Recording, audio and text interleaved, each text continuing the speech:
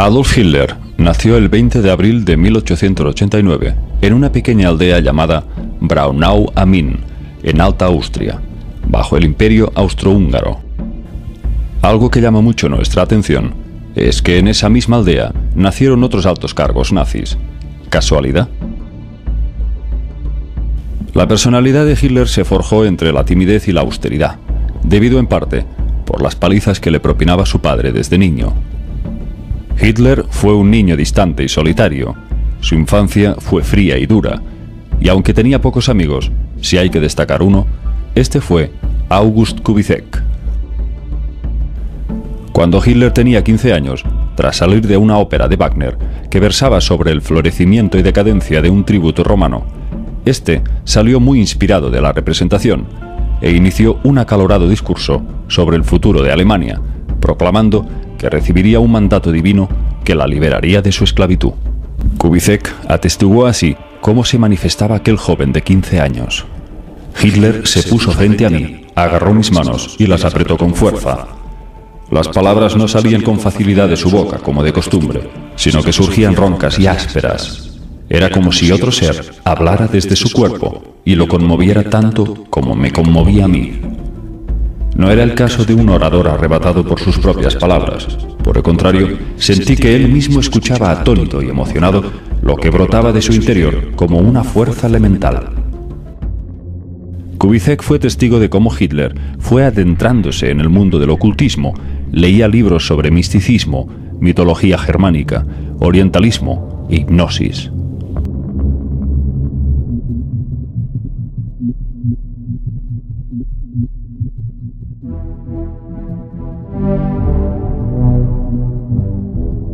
Hitler pronto labró una estrecha amistad con el doctor George Lanz von Liefels, un monje cisterciense, fundador en 1907 de la Orden de los Nuevos Templarios.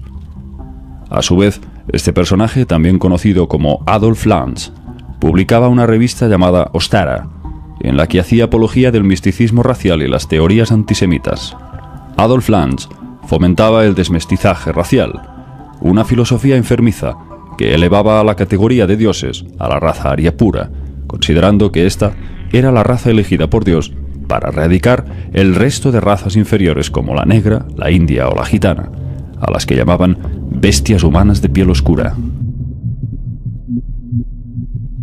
Y fue justamente esa ideología racial neognóstica la que alimentó la mente del futuro Führer para envenenar la mente del pueblo e instaurar su particular Tercer Reich del terror.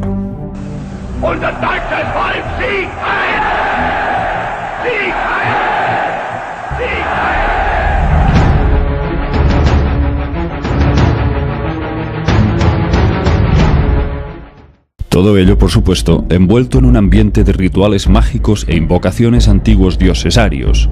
Hitler era un ferviente suscriptor de la revista Ostara. En una carta de Lanz a un colega decía: Hitler es uno de nuestros discípulos. Algún día comprobará usted que él, y nosotros a través de él, triunfaremos y crearemos un movimiento que hará temblar al mundo. A principios del siglo XX, en Alemania, se desató una extraña eclosión de sociedades secretas que compartían ideales parecidos.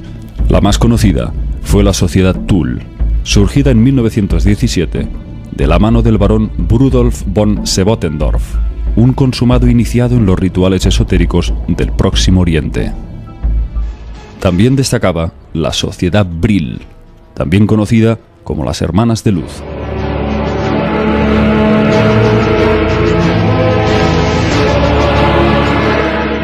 Un grupo liderado por Maria Orsic, una medium que canalizaba los mensajes por escritura automática, junto con dos jóvenes chicas, dos mediums conocidas por Sigrun y Traut, las damas esotéricas, quienes lucían unas llamativas melenas que les llegaban hasta los pies. Cuando se les preguntaba por qué se dejaban crecer esas cabelleras, respondían que usaban el poder telepático del cabello como antena receptora. Los mensajes canalizados llegaron en lenguaje sumerio, y al ser escritura cuneiforme, tardaron hasta 2 años en descifrarlos, pero al parecer allí había planos técnicos para la fabricación de naves. En un momento de la sesión, cuando preguntaron quién era el emisor del mensaje, obtuvieron una curiosa respuesta. Era un ser de la estrella Aldebarán, es decir, desde la constelación de Tauro, a 65,1 años luz de la Tierra.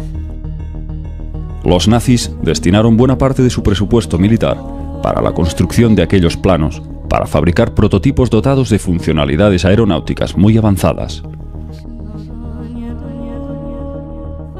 Hitler jamás quiso constar entre las filas de la sociedad Thule-Brill, para no empañar su reputación debido a las negociaciones que mantenía con la élite financiera estadounidense. Sin embargo, tuvo estrechos vínculos con ambas sociedades esotéricas. Quienes estuvieron más cerca de Hitler lo describían como un hombre contradictorio y con muchos cambios de humor. En algunos momentos era descrito como atento y cariñoso, culto y refinado, erudito en arte y literatura, pero de pronto estallaba presa de una furia incontenible. Sufría ataques en los que se derrumbaba contra el suelo, sacando espuma por la boca y balbuceando extrañas palabras. Esos episodios solían ocurrir durante la noche.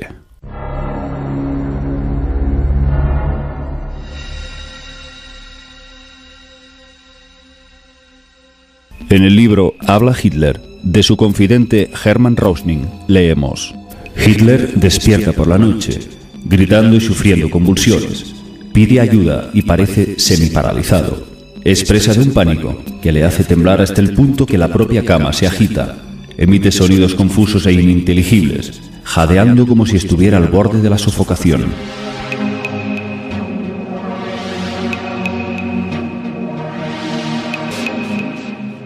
A menudo hablaba de extraños presagios, fruto de un espíritu guía que le avisaba de los peligros que se cernían en los meses venideros.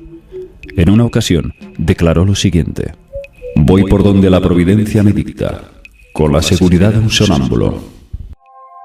Hitler escapó de la muerte en varias ocasiones, gracias a dichos presagios o augurios, tras sufrir hasta 42 tentativas de asesinato, siendo la más famosa la llamada Operación Valquiria, el 20 de julio de 1944. Hitler es descrito a menudo como un hombre rodeado de un aura oscura que llegaba a enfermar a muchos de los que trataron con él. El portavoz de Hitler, Joseph Goebbels, en 1943, dejó escrito en su diario una curiosa anécdota. Hitler había pedido a Benito Mussolini que viajara a Alemania para reunirse con él.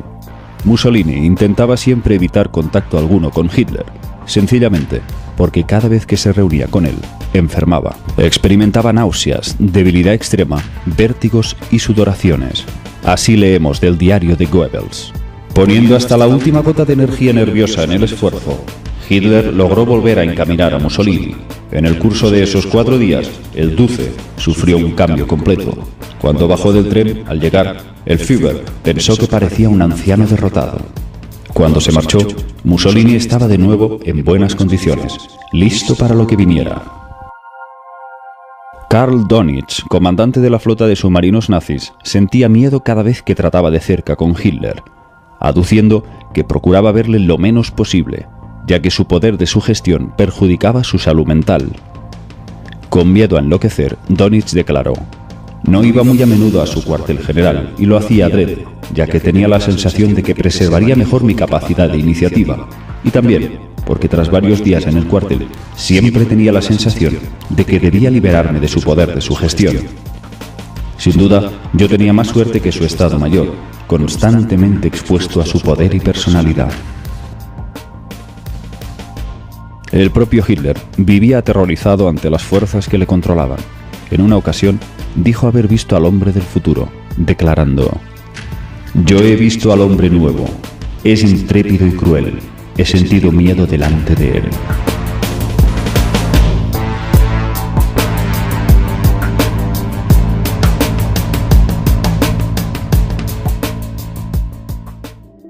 Hitler, en realidad, más que un dictador, compartía los rasgos de un profeta bíblico. Era más bien un médium, poseído por una fuerza que se adueñaba de su voluntad y le confería cualidades de líder. En la Biblia leemos cómo Yahvé podía manifestarse a través del rey David, bajo un estado más próximo a la mediumnidad que a la simple inspiración.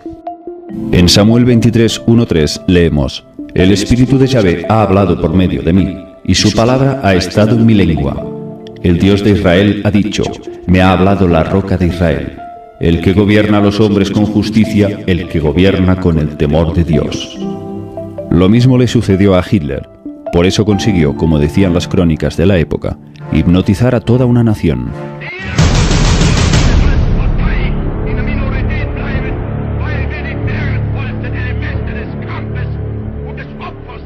Hermann Rachmin, ayudante de Hitler, escribió: forzoso es que pensemos en Hitler como un medium. Los mediums son seres ordinarios que repentinamente les caen como llovidos del cielo poderes que los levantan por encima del nivel común.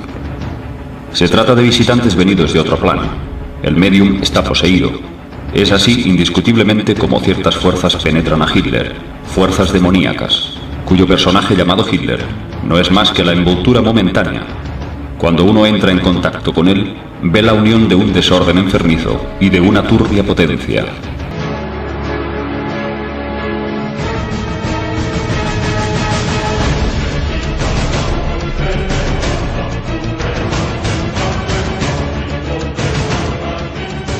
En los discursos de Hitler podemos apreciar una gestualidad apasionada y cargada de una energía que emerge de la parte más profunda de su ser. Sus brazos se alzan al cielo y su mirada se pierde hipnótica hacia arriba, como en busca del encuentro con una fuerza divina que le seduce y le guía. En momentos, esa fuerza parece apropiarse totalmente de su mente y expresa una convicción devastadora de la que nadie queda indiferente. Nadie puede dejar de clavar sus ojos en él. Se convierte en una llama de fuego que nubla las voluntades y genera devoción, como si de un dios se tratara. El comandante de las SS, Heinrich Himmler, sentía tal grado de fascinación y lealtad al Führer que en una ocasión llegó a declarar: si Hitler me ordenara matar a mi madre, lo haría sin contemplaciones. En los textos sumerios leemos cómo el dios Anunnaki, Enlil, se expresaba con conceptos, palabras y ademanes muy parecidos a Hitler. Las tablillas de arcilla sumerias, de 6.000 años de antigüedad, nos describen a Enlil como un canciller militar, arrogante, dictador y dotado de una crueldad como nunca se ha visto en toda la historia de la mitología universal.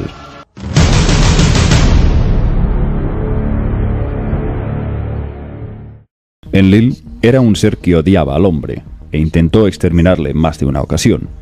La más célebre fue la del diluvio universal, que habría provocado él mismo para aniquilar las razas humanas que a él no le interesaban. Enlil creó un linaje genético puro, fruto de su propia raza Anunnaki con los homínidos, el resultado del cual fueron los sumerios. ¿Pero de dónde procedían los sumerios?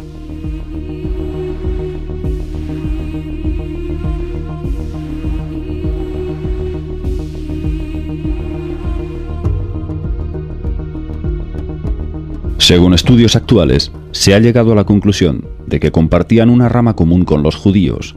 Ambos pueblos no eran autóctonos de esas regiones, sino que tanto sumerios como judíos procedían de los montes Cáucaso. Precisamente, la región de donde partieron todos los pueblos de raza aria pura, rubios y de piel blanca. Y es que los propios Anunnaki eran criaturas de piel blanca, casi albina. Ese era el signo de distinción de la realeza Anunnaki. De ahí proceden todas las filosofías racistas que condenaron a las otras razas de color. ¿Por qué Hitler entonces quería exterminar a los judíos? Por una razón muy simple. Enlil, que era el ser que controlaba al dictador, ideó un plan de exterminio como forma de venganza por una ley que hace miles de años fue violada por algunos sectores del pueblo de Israel. Esa era la ley de la simiente, una ley que obligaba a los judíos a no mezclarse con otras razas. En la Biblia se nos dice que la primera versión del Homo sapiens, que fue gestada por los Anunnaki, fue el llamado Adapa. De este descendieron los grandes personajes bíblicos como Enoc, Noé, Moisés, Abraham y así sucesivamente, pero la descendencia se llevaba a cabo por incesto. Solo podían procrear con los de su misma sangre. Las palabras de Enlil eran muy claras. La simiente sacerdotal jamás debe ser profanada. Hitler le concedía la misma importancia al poder genético de la sangre en sus discursos.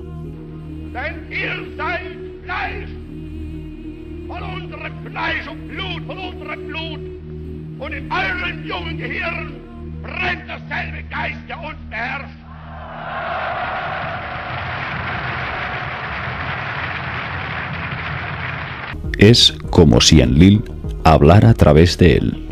En algún momento de la historia, esa ley de la simiente se rompió, el linaje se cortó, y de ahí procede esa furia de venganza de Enlil contra el pueblo judío, encontrando en el pueblo germánico líneas de sangre más puras para sus planes de implantar sus títeres humanos colocados en puestos de poder y dotados de un ADN favorable para controlarles mejor.